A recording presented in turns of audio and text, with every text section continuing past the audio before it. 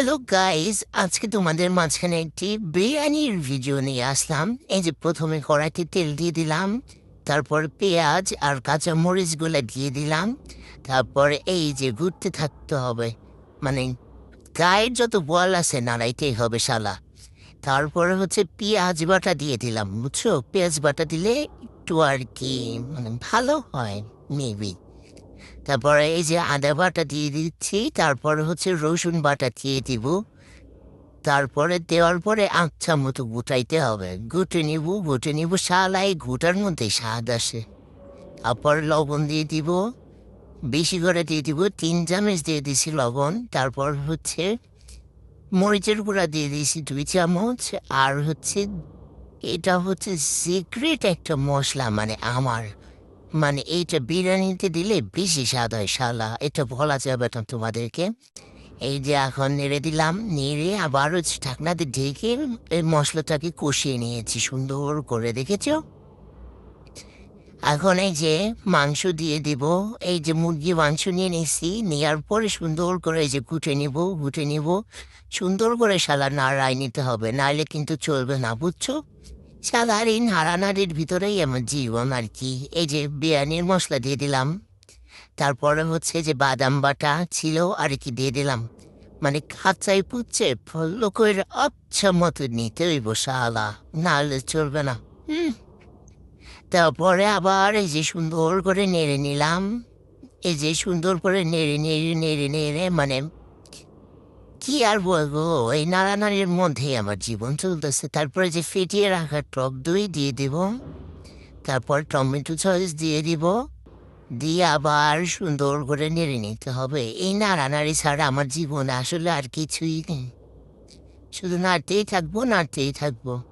তারপরে ওই যে ব্লেন্ডার ধোয়া, মানে পানি দিয়ে ধুয়ে তারপরে দিয়ে দিচ্ছি, আর অপচয় করা যাবে না, বুঝছো না? অপচয় কেন করবো? তারপরে এই যে ধুয়ে দিয়ে দিলাম, পানিটা দিয়ে সুন্দর করে নেড়ে এখন হচ্ছে ঢাকনা দিয়ে ঢেকে দিব, বুঝছো? ঢাকনা দিয়ে ঢেকে দেওয়ার পরে খুলে দেখি কি এক গাদা মানে পানি বের হয়েছে। মানে এটা আমি শুকাবো কেমনে?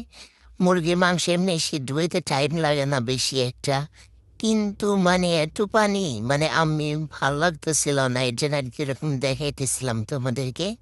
পরে আবার ঢাকনা দিয়ে ঢেকে দিলাম, তারপর ঢাকনা খুলে দেখি যে হালকা একটু পানি কমছে। পরে আর কি এভাবে নাড়াইতেছে, মানে এভাবে আর কি নাড়াইতে থাকবো, তাহলে হচ্ছে ভালো হবে।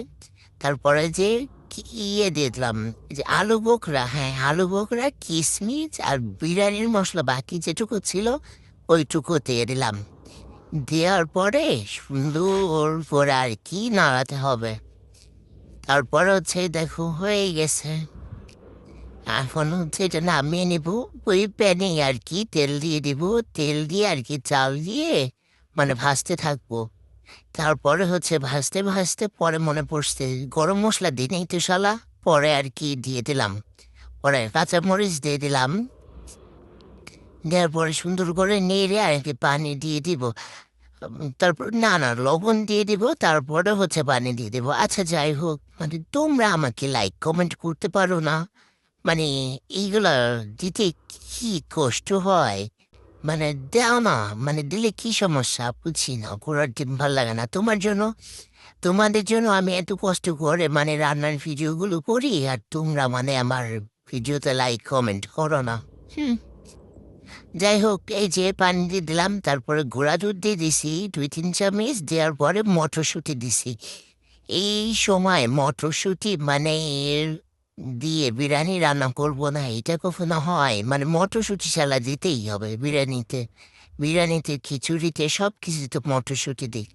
পরে এই যে একটা মানে ফুটাটা বন্ধ করতে গেছিলাম, ওই যে ইয়ে দিয়ে ওইটাকে কি বলে, লবঙ্গ দিয়ে আর কি ফুটা বন্ধ করতে গেছি, বন্ধ করে নেই। পরে কাঁচামরিচ দিছি, এই যে মাংস দিয়ে দিছি, মাংস দিয়ে সুন্দর করে আবার এই যে নেড়ে টেড়ে দমে দিয়ে দিব। একটা চুল পড়ছিল, বুঝছো? তো পরে ফেলে দিয়েছি। পরে আর কি এই যে দমে দিয়ে দিব, এই যে কাঁচামরিচ দিছি দেখছো, আবার একটু নেড়ে নিব। এই নাড়ানাড়ি করতে আমার ভালোই লাগে না, কিন্তু এই নাড়ানাড়ি ছাড়া তো রান্নাই হয় না। দেখলাম ফুটছে নাকি, এখন দেখি হ্যাঁ ফুটে এসে, পরে আর কি এই যে ঢাকনা দিয়ে আবার ঢেকে দিব।